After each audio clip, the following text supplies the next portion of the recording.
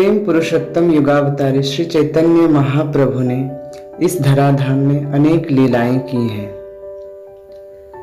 चैतन्य महाप्रभु 24 वर्ष की अवस्था में संन्यास लीला का अभिनय करने के पश्चात श्री क्षेत्र नीलाचल धाम में पधारे। उनके बाद श्री चैतन्य महाप्रभु के संग आकांक्षी नामाचार्य श्री हरिदास ठाकुर जी गौड़ीय भक्तों के साथ श्री नीलाचल धाम आए, किंतु तृणादपि शनिचयन श्लोक के साक्षात स्वरूप श्री हरिदास जी ने दीनता से श्री चैतन्य महाप्रभु के साथ न रहकर उनके आदेश से श्री गंभीरा के समीपवर्ती एक निर्जन स्थान में निवास करने लगे। श्री हरिदास जी दैन्य से इस निर्जन भजन स्थली को छोड़कर अन्यत्र कहीं नहीं जाते थे। इसलिए भक्त प्रिय परम दयामय श्री चैतन्य महाप्रभु श्री जगन्नाथ देव दर्शन के बाद प्रतिदिन श्री हरिदास जी के पास यहाँ आकर उन्हें दर्शन देकर कृतार्थ करते थे। श्री हरिदास जी को खुले धूप में भजन करते देख एक बार श्री चैतन्य महाप्रभु ने उनको छाया प्रदान करने के उद्देश्य से श्री जगन्नाथ महाप्रभु के एक प्रसादी बकुल नामक वृक्ष की एक दातून को इस स्थान पर रोपण कर दिया।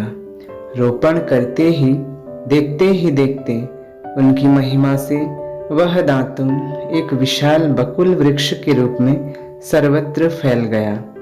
तब से इस वृक्ष के नीचे बैठकर ठाकुर श्री हरिदास जी प्रतिदिन 3 लाख नाम का जप किया करते थे। इस वृक्ष की ही शीतल छाया में बैठकर श्री रूप गोस्वामी ने ललित माधव और विदग्ध माधव नाटक का प्रणयन करके सपकीर महाप्रभु को सुनाया था। श्रीपाद सनातन गोस्वामी ने भी श्री नीलाचल वास के अवसर पर यहाँ श्री हरिदास जी के साथ रहकर अनेक मास बिताए थे। परिशेष में ठाकुर हरिदास जी के अप्रकट होने के बाद उनके चिन्मय शरीर को अपनी गोद में लेकर भक्त वत्सल श्रीमन महाप्रभु ने इस बकुल वृक्ष के नीचे नृत्य कीर्तन किया था। समय के प्रवाह में एक बार श्री जगन्नाथ देव के रथ निर्माण के लिए काष्ठ का अन्वेषण करते हुए राज कर्मचारियों ने इस विशाल वृक्ष का छेदन करने का निश्चय किया।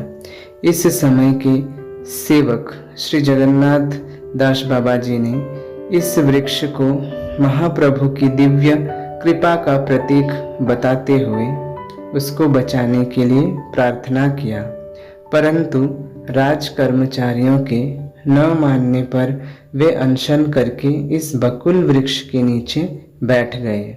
तभी एक आश्चर्यजनक घटना घटी।